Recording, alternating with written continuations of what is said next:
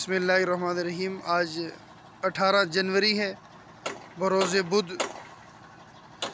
जामिया मस्जिद हुसैन इब्न अली का बराई का काम जारी है। इस वक्त चौथा डंपर डाला जा रहा है, साफ़ मिट्टी का प्लंथ की बराई।